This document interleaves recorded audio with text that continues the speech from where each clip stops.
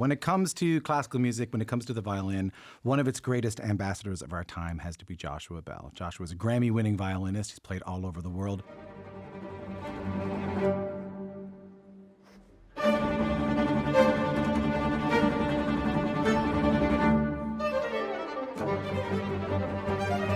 He's done social experiments to see the effects of classical music on commuters. And this summer, he was in Vancouver doing a TED Talk asking the question, do we still need classical music? I will spoil it and say yes. Right now, Joshua Bell is in Canada playing with the Toronto Symphony Orchestra. And in the middle of those shows, I'm so pleased to say that he joins me in the studio. How are you? Hey, good. Thanks for having me today. How's a day off for you? What is that like? It's amazing. I had a concert yesterday and a concert tomorrow, and for some reason, they keep Fridays off, and it's nice to have a free day. It's unusual. I haven't had a free day in about a month. Really? You get a bit of a day off? It's been a crazy month. So just back from Asia and just trying to stay alive. It's been so having this free day is nice. I'm sorry to ruin it for you. Is there an equivalent of? I know sometimes when I speak to sopranos, or even when I speak to I'm married to a soprano, so I think I know what you're going to say. That their day off is whisper day. Yes, or right. Their day vocal rest. Vocal rest. Is there like no hand? Are you not opening doors today or something like that? Are you? You know? No, I'm pretty easy actually. No gloves, nothing like that. No. Oh, I would have assumed. I play basketball. I go skiing. I do all the things I'm not supposed to do. Are they worried? Are your friends who are playing basketball with you worried that they're going to? They don't seem to be. They guard me pretty closely. Well, it's nice to have you here. Thanks so much for being here. I want to go back to I sort of want to trace your history with the violin and trace the story. And I love the story when I read it on the way in. Is that when you were a kid, it seems like you were drawn to the violin even before you really knew what the violin was. There was a lot of music around the house, but it seems like you constructed like a primitive violin or like through rubber bands and a chest of drawers. Is that right? Well, the story goes, and I do actually remember it, that when I was 3 or maybe 4, I used to string rubber bands on my dresser drawers. I had a lot of music in the house. My mother played the piano. My sisters played piano, and I would collect these rubber bands and put them. I was also into. I think I was already very mathematically minded, and I liked science, and I was trying to figure out what makes sounds, and I would string these rubber bands, and notice that when I would open the drawers to different amounts, it would make more tension and make a higher pitch. So I was fascinated with that, and I made a kind of rudimentary instrument with these rubber bands and would pluck out tunes and try to make tunes that way. So my parents discovered me doing that and got me a stringed instrument, which is the violin. So I didn't really choose the violin, I don't think. I've been playing it since I was 4 and barely remember anything before that. So it's just always been the violin for me. And were you gifted at it right away? Were you good right away? At the violin? Well, I mean, the violin has quite a difficult learning curve. That's why a lot of us give up, Yeah. Yeah, it's like golf, which I've been playing for many years, and I still terrible at it. But the violin somehow was relatively felt good from the beginning. One early memory I have of nursery school was going to school. I just started playing the violin. I know that this might sound like a bragging story, but I do. I remember a kid coming in for show and tell and playing the violin, and he had just started, and I just remember thinking how awful it sounds. You were like, I'm so much. And it's like, not that I'm so much better, but I didn't know it was that hard, So because it is a difficult instrument for a kid, and somehow I mean, that story sounds awful. No, I know. But that was the first time I thought maybe this is a difficult thing, and later, of course, I discovered it is difficult, and the older I get, I realize it's even more difficult than I thought. But so I guess it came relatively naturally to me. Did you feel a bit different than the other kids? To be that good? Because from what I understand, you were very good, very young.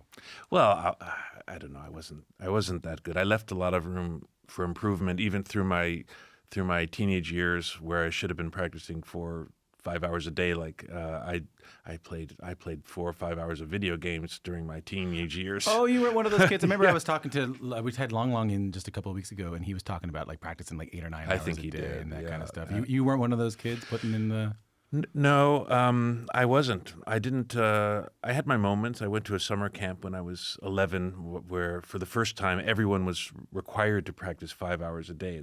Just for 4 weeks, I went to this thing, and that's where I learned that practice. When you do that, you do improve drastically. But up until then, I had never played more than an hour a day, and An hour a day. before that, yeah, and then, yeah, even into my teenage years, I think what I learned because I had a lot of other interests in sports and, like I said, embarrassing video games. Man, doesn't be embarrassed. I played a lot of video That games was when a I was growing up. waste of time. I did it through my 20s, and even now I carry around 2 different VR headsets with. You're still in it. You're still, yeah. I love games. Hey man, me too. I grew up playing. I had a normal NES. I played that for a long time. A Sega Genesis. I was one of those kids. A Nintendo 64. I still play PS5. Still a big part. I mean, I don't know what's wrong with it. I could be scrolling on TikTok. I go all the way back to Pong, so that's how. Yeah. Okay. old So I you were am. at the arcade. Okay. So you had a relatively normal childhood for being a bit of a child prodigy. Yeah, I think relatively. My parents were not musicians. I did not have, I don't think, the pressure that I'm sure that you mentioned Lang Lang, who's incredibly talented. He probably had that kind of pressure, in his life that I didn't have that because my parents didn't expect me to be a musician. They loved music. They were very happy I played it. But so I think that was a good thing I think that's why now I'm in my 50s, and I've been doing this for 40 years of traveling and very few days off. I'm just not burned out on it. I just love what I do. There hasn't been a moment where I thought, oh, I should have done something else. So I feel kind of lucky. A lot of my friends who play classical music professionally, I feel like there's an inflection point. Not all of them, but there's a point where they go from this is something that my teachers want me to listen to, something that I'm supposed to listen to in order to be able to play this instrument, to I actually really like this music. Did that happen to you? Yeah. I don't know if it's an exact moment, although I do remember the summer camp I mentioned where I played 5 hours a day. I remember taking with me a cassette tape recorder. That's how we listened to music back then. And I had a tape of Jascha Heifetz, the great Jascha Heifetz, playing Wieniawski Violin Concerto. And somehow I had this on tape. And that was the first time I remember you were supposed to be lights out at 10 o'clock, and I would lie under my bed and listen to this for pleasure, listening to classical music for pleasure. I was 11 years old. I think that was the first time I realized that this is really something just, you can get a lot of pleasure from. It's not just something you practice for because you're supposed to. And then it's grown since then. As you get older, you think more deeply. And now I realize the power of music is incredibly deep on who you are and your soul, and so much more meaningful. It's almost spiritual, you might say. I mean, I don't even know if I have a question around that, but I know what you mean. Like, I can tell you that in my experience of playing, playing Irish and Irish music and Newfoundland music, I remember being in a stage in maybe my teen years when I was a bit more immature, where I was really drawn to technical virtuosity. Like, I wanted to hear someone play this reel as fast as they possibly could, and music at that stage was almost like, I mean, I loved it, but it was almost a bit of an exercise in like, look how good I can be, right? Look what I can do. And this instrument is really just like an acrobatic feat, and people were being praised for how well they played this, they would play Chardash in the middle of like an Irish tune, it would be this really big. And then as I got older and I started to hear players who were playing slower, more meaningful music that I may have dismissed, I began to understand the music I was playing as less of an acrobatic feat and more as something that can hit me spiritually, deeply, profoundly, in a way that I kind of lack words for, to be honest. Does that happen in a classical violinist's life? Is there that transition from look what I can do to look what I can do? Yeah, it definitely does. I mean, I can see that in like comments from teenagers online about various performances, and I can see that the younger ones tend to be more impressed by the acrobatics and the perfection and definitely as you get older, you see that it's like people talk in jazz. People talk about Miles Davis. Like, it wasn't all about how many notes he could fit. It's like what was between the notes, and his choices is so much more interesting than someone that's playing a thousand notes per square inch. And For you, was that the case? Did you? yeah, well, certainly let's not shortchange the power of someone doing something incredibly Yeah. well in acrobatic, and that actually can be uplifting as well. Yeah. Seeing someone do something, seeing a human being do something extraordinary, just physically, we're not even talking artistically, is also uplifting to see a human do things like that. But music is both, and you need both. You can't. You also hear some people say, "Oh, I once had a girl come up to me, a young girl, after whatever, she wanted to talk to me after rehearsal or something. She says, I've been playing the violin for a while. And she said, I started a little bit late. You know, I want to be a soloist like you. I started a little bit late. So you know, technically, you know, I still have a lot to go. Musically, I'm all there, but technically, I thought, yeah, if you think that, then maybe you're not there yet. Musically, I got it yeah, down. Yeah, that's all. That's all. I'm musical, so that's all. That's fine. So there's some, and also there's some people that like to claim that you don't need the technique, you know, that as long as you're emotional and you have this artistic side, it doesn't work. It's like an author who has no vocabulary. You can have a lot of great ideas and be amazing, but if you need the technique and the rest, which is really what it's all about, though. Yeah, the answer, as they say, is in the tension between those two things. Can you tell a story, speaking of tension, can you tell the story about when you were playing with the Philadelphia, was it the Philadelphia Symphony? My debut when I was 14 with the years rubber old. band? Oh, that rubber band. I guess I have two rubber band stories. I never thought of that. Yeah. This This is a rubber band themed show. People don't know that. They didn't tell you that on the way in. No. Sponsored by rubber bands. I love this story. Can you tell that story? I have not thought about that story in a long time, so I don't know where you dug that up. But it was my debut with the Philadelphia Orchestra. It was actually my first time with a major orchestra. It was my big chance at 14 years old to play with Riccardo Muti in the Philadelphia Orchestra. And I think it was the second performance of the three that I used to play with a shoulder rest, like it was like a sponge with a rubber band holding it to the violin. That was what the padding I would have on my shoulder. And just before the cadenza, the orchestra tutti, I had a few I should say the cadenza, that's the moment where you're going to kind of show off. It's where I'm on my own. The orchestra drops out, and it's like the improvisation, Yeah. Which is not really usually not improvised. But anyway, there was a moment I realized that my shoulder, the rubber band had slipped off the violin, and the shoulder pad was falling off. I think it fell onto the floor, and the rubber band fell onto the floor, and I had like 10 seconds to put it back on. So I reached down and pulled the rubber band across, got it in there. I had a few more seconds left. Pulled the rubber band, I guess, and unfortunately, I accidentally let it go, and it hit the principal violist in the head. Spectacular. And I played the cadenza with, you know, kind of trying to grasp the violin without it. At the end of the first movement, they passed the rubber band across from one instrument to another up to me with a smile. So it was that was my big debut. You must have been mortified. You must have been in the moment anyway, you know? I don't remember how I felt. I don't really remember being mortified. I remember I guess what I'm getting at is that there's something so lovely about. My guess is that whatever you were feeling was tempered by the kindness you were shown by the other members of the orchestra. I think I wasn't mortified because they made me feel very. That was a very special weekend, and the concertmaster. I remember that week. I was 14 years old. They heard that I collect coins, and he brought me in my room some coin from his collection and said, "This is your debut. I want you to have this." Coin, and I still have it at home he's now not alive anymore, but I still have that. So it was a special week, and as it turns out that weekend, my managers who became my managers later, they heard me there for the first time, and that kind of started my career. My guest is Joshua Bell, who's playing with the Toronto Symphony Orchestra. I want to talk to you a little bit about technology, old and new. So we'll start with old, which is your violin. Tell us a little bit about your violin. Well, my violin was made in 1713, so it's over 300 years old. By the big name in violins, which is Stradivarius, Antonio Stradivari.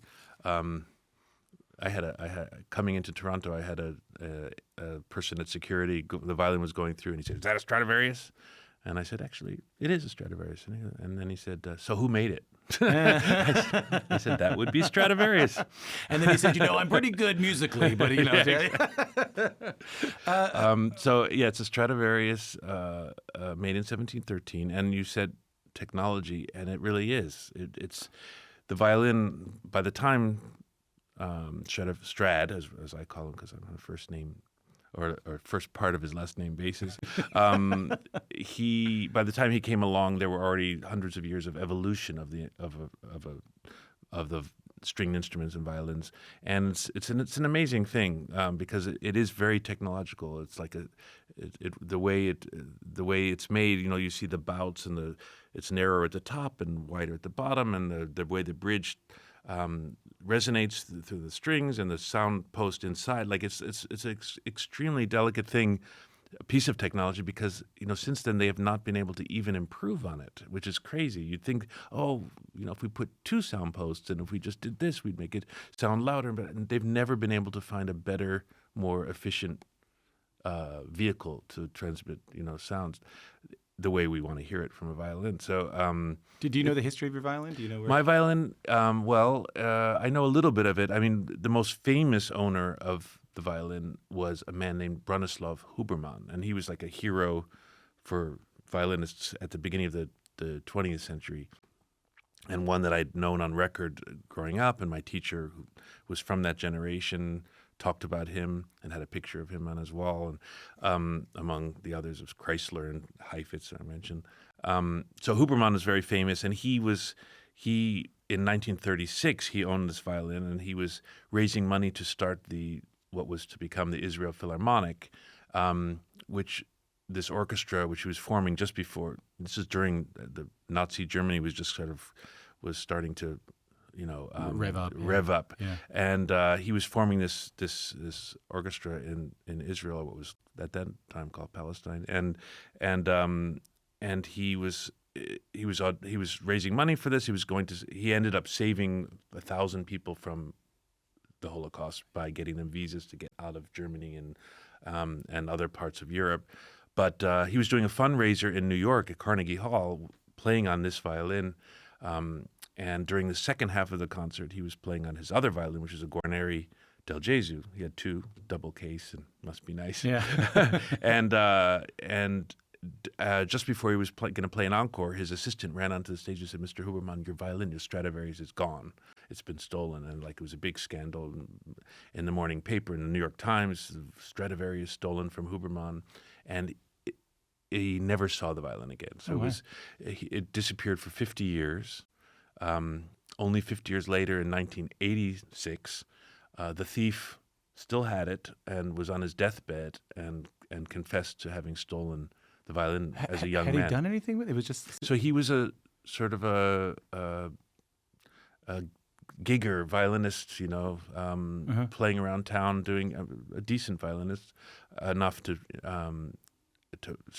want to appreciate the Stradivari.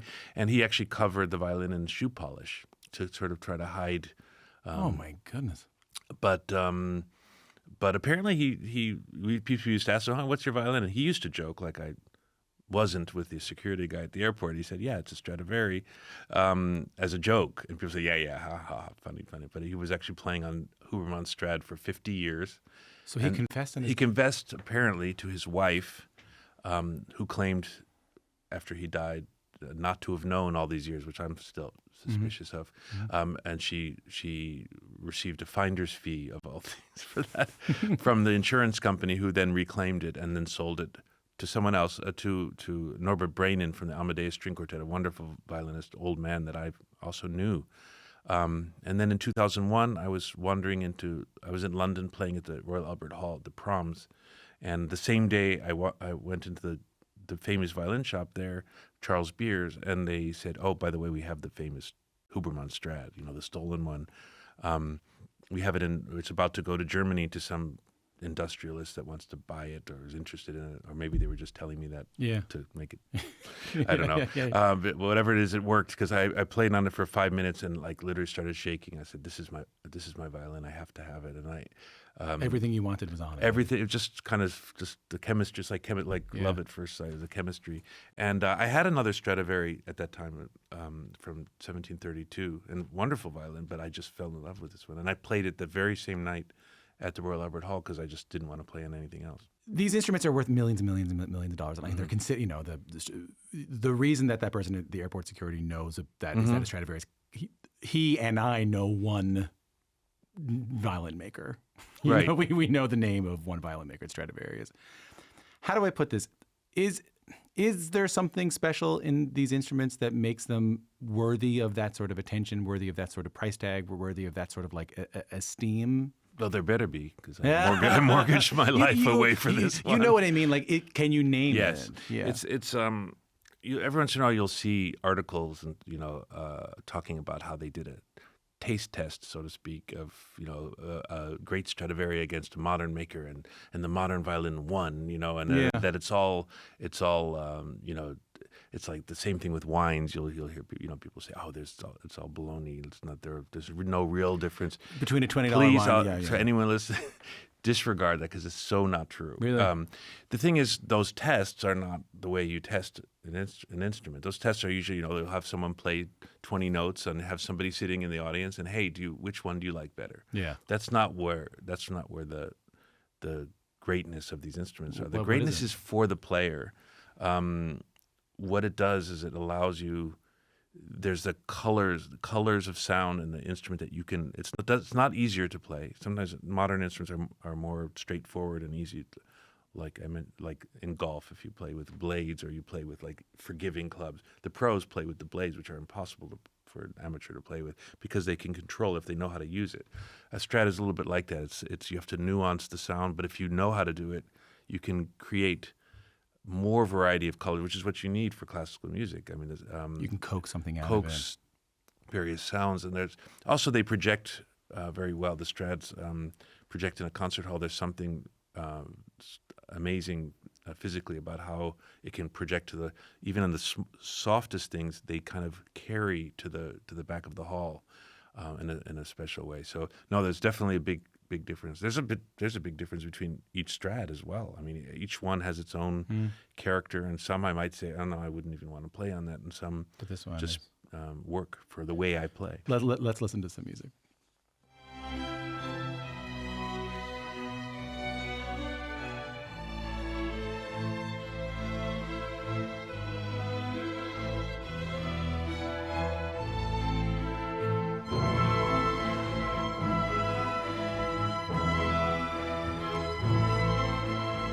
That is some of the second movement of Beethoven's Seventh Symphony. That's my guest, Joshua Bell, and the Academy of St. Martin in the Fields. I got to pick that as my favorite piece of classical music. So we got to play that one. That's a good choice. Because of me. You are I wonder if you could talk us through this. You're the concertmaster? Music director. Musical director. Music director, yeah. Music director. Music director. Is there a difference? I think so. Musical director is something like on film or something like that. Where you're the musical director. And you are the director of music. Music director is usually referred to as the conductor of an orchestra. So, but aren't you the concert? So my role as music director is a little bit different than most places because with the Academy I direct them from the violin, so I play as concertmaster and conductor from the instrument. So it's a little bit different. Isn't that an older form, though? Isn't that? Yeah, I think. I mean, originally that's conducting kind of came out of that. It's become its own thing now, where someone stands with a baton and doesn't make a sound, but waves their arms around and very importantly. Mm-hmm. But it's an interesting way of making it works better with a smaller group, like 40 people, like with the Academy, which we can play like Beethoven symphonies. We've expanded a little bit to play Brahms and now Dvorak and things like that. I wouldn't want to do Rite of Spring, Stravinsky that way with 100 players, but it works really well because what it does is it forces the orchestra not to look for at someone's stick for everything, and it makes them play, I think, in a more natural way, more like chamber music, and use their ears more, and they've learned after the way I play with them, they've learned to understand every gesture I do with my bow as sort of basically the conductor gives information like how they want to phrase and how they want and how to play together, and I can do that with my bow instead of with a baton. So, What's the hardest part about conducting with your bow as a violinist? well, the hard thing is to play one part and then you want something else to happen with another instrument that's very different from what you're doing. So those are the places where I have to decide when I'm playing as concertmaster. I actually stop playing and let them play, and I will then conduct with my bow as a baton, and then I can. So figuring out how to balance playing and giving information as a conductor, and kind of balancing those two things.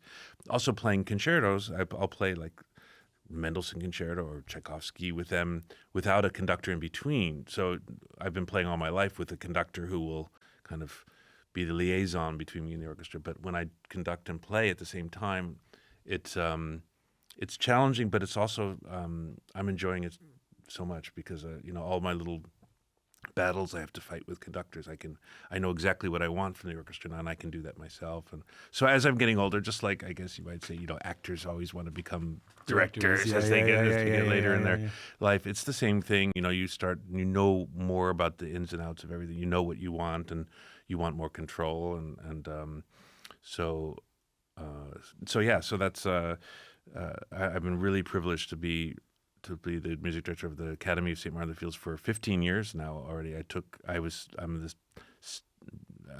I succeeded, you might say, Sir Neville Marriner, who was there for 50 years. He founded the orchestra, so it was quite a privilege. It is quite a privilege to do that. And now my next chapter.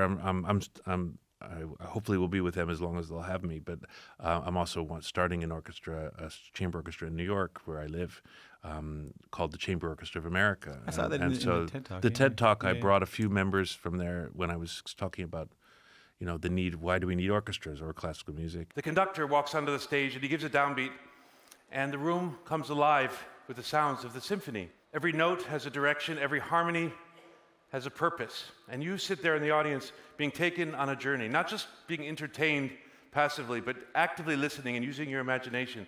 And you're doing it alongside thousands of other people from different walks of life, different ages, races, religions, political persuasions. None of those differences at that moment mean anything because you're unified by the music and reminded of your shared humanity. So don't you think we need that in today's world? I thought it was really well made that you made sort of a grander point, not just about what it is like to receive classical music and watch an orchestra all together with a bunch of people who are different from you, but what it can do to have that kind of camaraderie. So can you talk to me a little bit about that? What's something that classical music can give us now that is not only unique, but that is relevant in the world today? Well, it's I'm called aware of what I'm asking you to do. Well, it's called classical music because it's timeless. I mean, it's relevant at any time. That's why it's like a classic literature. It's classic because you can still read, Anna Karenina and still get something of it because it speaks to themes that are about humanity, that are not just about its current events at that time, although there are occasionally things, you come across things in those old Russian novels, like I have to look it up. What is that? Oh, it turns out that person was like a really popular such and such in his day. But and you find that in classical music too. Exactly. You go like, oh, that was actually, he was borrowing from this composer. Totally. And we didn't know that. Totally. Mozart steals, for little tunes that was actually a popular tune in his time, and inserts it. So that's fun part. But the point is, it speaks to you now. And at the TED Talk, I prefer the parts of the TED Talk where I was not speaking. It's the first I've heard myself talk, where we actually play music. So we went. I kind of did little snippets of Bach, and then Schubert and Beethoven. I touched on Beethoven. And talked about how I used Beethoven as an example in my TED Talk when I was referring to what people often say about classical music, that, oh, it's so relaxing. That's the thing I get from a lot of people who say they're not big classical music people, but occasionally I listen to it because it's so relaxing. And I think that's kind of... And you play the Fifth Symphony, hilarious. Right? So we played, I played the opening of the symphony, which everybody knows, played the opening of this intense Fifth Symphony, and then we stopped and I said, oh yes, music is So relaxed. Classical music is I so should say for relaxed. people who don't, the da-da-da-da, that's the I mean, there's nothing more unrelaxing than that. It kind of took a little journey through. 14 minutes total for the TED Talk or whatever it was, all the way up to a piece that was just written for me by Kevin Putz called Earth. It's actually one of the most gorgeous pieces written, because people have this idea that modern music is supposed to sound ugly and not beautiful anymore. That was for the old guys. Mm-hmm. It still can be incredibly beautiful, and beauty in music for me is very important. I mean, I think that's one of the fundamental reasons we listen to classical music is for the beauty of it. And there's different kinds of beauty, obviously, and you don't want it to be saccharinely sweet beauty, but and great classical music is never that. It's always complex and often multiple feelings at once. Schubert is not just about something, a happy tune or a sad tune. Sometimes it conveys smiling through tears. That idea. In fact, almost every tune of Schubert, for instance, I played something in the TED Talk from Unfinished Symphony that just makes your skin, gives you goosebumps. But there's always a melancholy behind it, and it conveys these emotions that are so hard to describe in words, but music can actually do that, and give you that feeling. And it reminds me of just 2 days ago, I had the privilege of playing at the memorial service of Jane Goodall at the National Cathedral, and like most funerals and weddings, there's always a musical element, and there's something, after the pastor gave a speech about her, in her words, they said they asked me to play the meditation from Thais from Massenet, and there's just something about, and so in this case, it's a great piece of music. It can say things and convey emotions that are harder to say in words, and so that's why music serves that purpose in a very special way.